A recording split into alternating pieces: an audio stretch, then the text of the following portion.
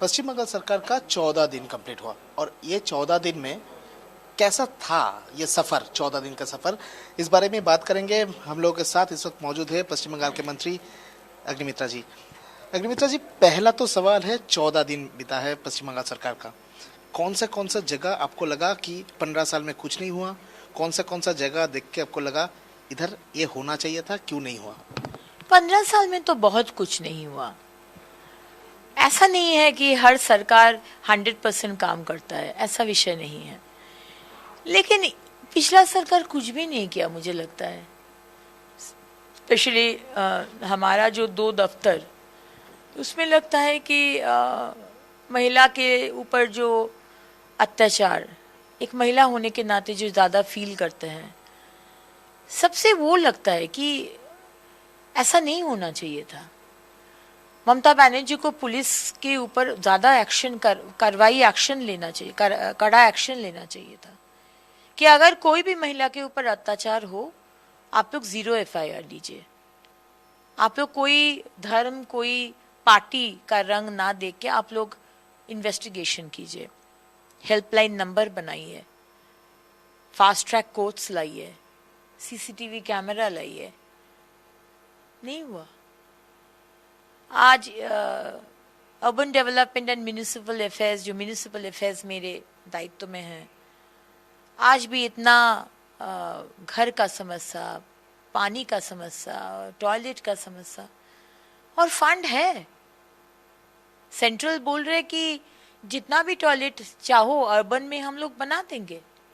हम लोग ये प्लान कर रहे कि हर स्कूल में हम लोग टॉयलेट देंगे, अच्छा टॉयलेट, हाईवे में टॉयलेट, रास्ते में टॉयलेट। हम तो फाइन सिस्टम करेंगे अभी HCM से बात करके। आप रास्ते में पेशाब करेंगे, फाइन होगा। आप रास्ते में कागज फेंकेंगे, फाइन होगा। लेकिन उसके पहले मुझे टॉयलेट बनाना है। टॉयलेट ना बना के तो हम नहीं बोलेंगे कि आप रास्ते में पी मत कीजिए। तो बहुत काम करना है। लेकिन धन्यवाद देना चाहते हैं ममता बनर्जी को। आज कोई काम नहीं की, इसलिए तो हमको मौका मिला। तो बहुत धन्यवाद TMC सरकार को कि हर डिपार्टमेंट में कुछ काम नहीं किए, सिर्फ चोरी की। इसके लिए बहुत बहुत धन्यवाद। मैडम, अभी नॉर्थ बंगाल का चिकन कॉरिडोर सिक्योर हो रहा है। बॉर्डर BSF की तरफ से बॉर्डर में फेंसिंग लगाने का काम को चालू किया गया है, इतने दिन से जो नहीं हुआ। ये कैसा लग रहा है और क्या क्या प्लानिंग है? बहुत अच्छा लग रहा है। देखिए, क्योंकि इतना साल तो देखते आए हैं कि आज ये टेररिस्ट घुसा है, आज अंसरुल बांग्ला, कल TMC का विधायक क्या नाम है वो टेररिस्ट ऑर्गेनाइजेशन के साथ स्टेज, PIF के साथ PFI तो शायद, हाँ, PFI के साथ स्टेज शेयर किए। और सारे भारत में जो टेररिस्ट एक्टिविटी हुआ, जिसको पकड़ा वो, लेकिन हम तो बंगाल से आए हैं। बंगाल में हमको तो बहुत अच्छी तरह से रखे हैं। नौबान्नू का सामने हम थे, एगड़ा में थे, बम ब्लास्ट हुआ और ममता बनर्जी का पुलिस पकड़ा भी नहीं। आसाम पुलिस आके पकड़ा, कश्मीर पुलिस आके पकड़ा, केरला पुलिस आके पकड़ा। तो आज माननीय गृह मंत्री का निर्देश से हमारे माननीय मुख्यमंत्री इमीडिएटली फर्स्ट कैबिनेट में आज जमीन देना BSF को और इंटरनेशनल फेंसिंग का काम शुरू हो गया है। ये बहुत बड़ी बात है। और आज माननीय गृह मंत्री जी बोले कि त्रिपुरा, असम और बंगाल एक अलग से जो बॉर्डर को ठीक करने का एक अलग प्रयास हम लोग करेंगे। तो ये बहुत अच्छी बात है। जो इन्फिल्ट्रेटर है उनके लिए एक संदेश मुख्यमंत्री की तरफ से दिया गया है, डिटेक्ट, डिलीट और डिपोर्ट। ये नीति को आप कैसे देख रहे हैं?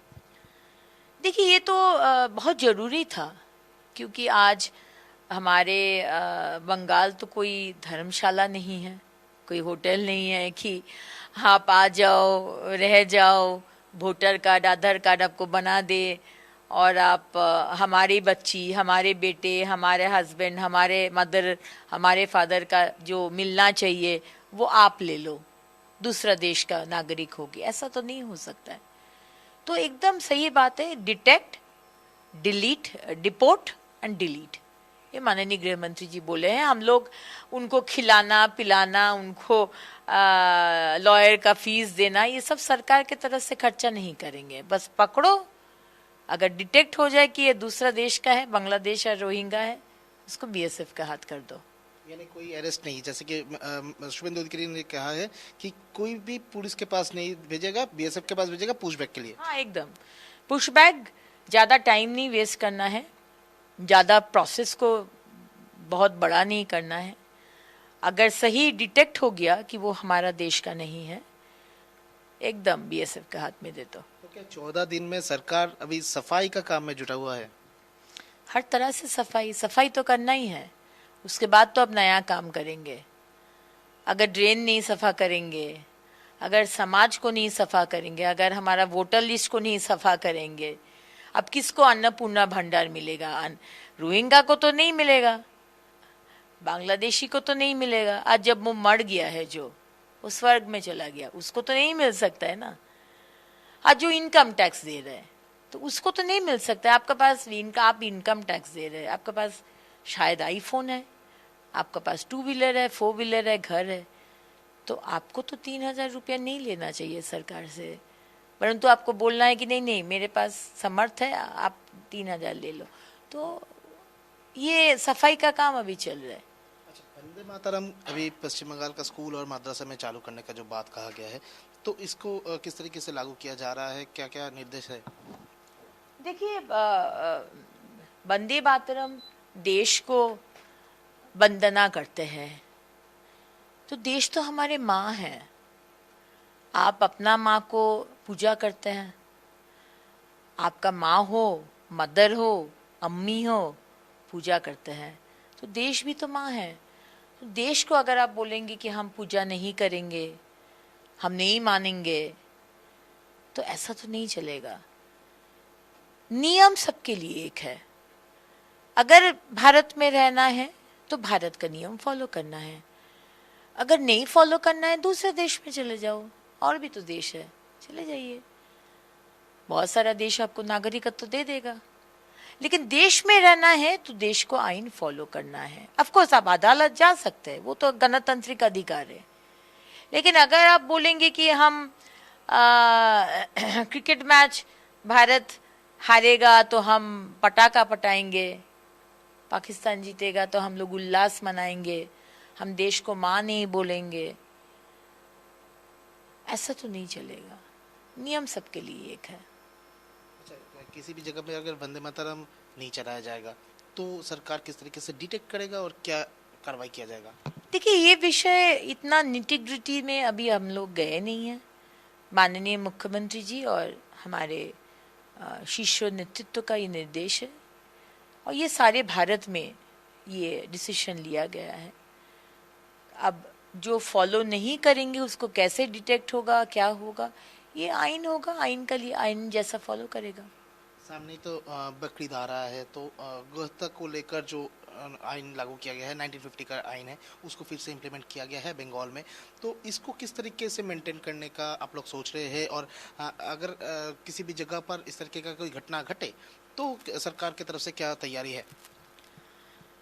देखिए, हम लोग 1950s का आइन बोलते हैं कि गो हत्या, काउ स्लॉटर हम लोग का राज्य में नहीं होगा। 14 साल की उम्र का नीचे नहीं होगा, और अगर 14 साल की ऊपर का उम्र है तो आपको सर्टिफिकेट देना होगा कि इस गाय का ये प्रॉब्लम है, ये असुस्थ है, कि ये काम नहीं कर सकते है, कि इसका कोई प्रॉब्लम है, तो आपको सर्टिफिकेट देना है। अगर गलती से भी आप गलत सर्टिफिकेट दे दिए तो आपके ऊपर कार्रवाई होगा।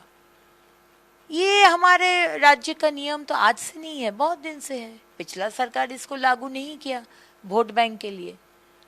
हम लोग का तो वोट बैंक का कोई विषय नहीं है, नियम सबके लिए एक है, तो हम लोग ये लागू कर रहे हैं। रास्ते में नमाज और उसके साथ अगर देखा जाए तो ये त्योहार में जिस तरीके से बाइक में हेलमेट छोड़कर लोग जाते हैं, तो इसको लेकर कोई तैयारी? बाइक तो सिर्फ मुसलमान लोग चलाते हैं ऐसा नहीं है, हिंदू लोग भी चलाते हैं, क्रिश्चियन भी चलाते हैं, सिख भी चलाते हैं। बाइक चलना है, बाइक में तो हेलमेट पहनना है।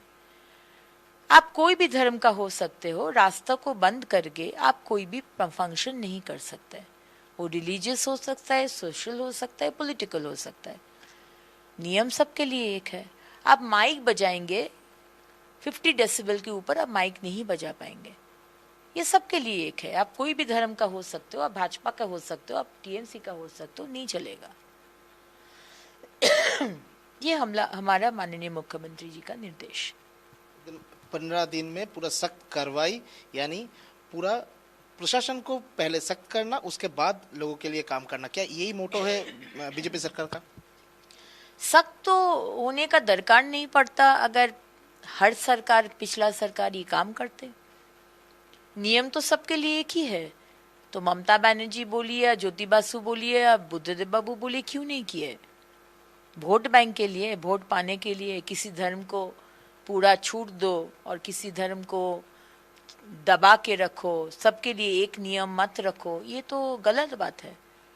तो आप अगर सख्त बोले कि भाजपा बहुत सख्त सरकार है तो सख्त, आप अगर बोले कि सबके लिए एक नियम का सरकार है, एक नियम बनाने का सरकार है, तो एक नियम बनाने का सरकार।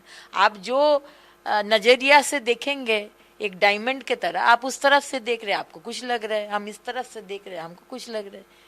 तो अपना पर्सपेक्टिव के ऊपर है कि हम लोग सख्त है कि नरम है कि मीडियम है। धन्यवाद। कैमरा पर्सन परदेसी के साथ रणदीप गुप्ता का रिपोर्ट, इंडिया न्यूज।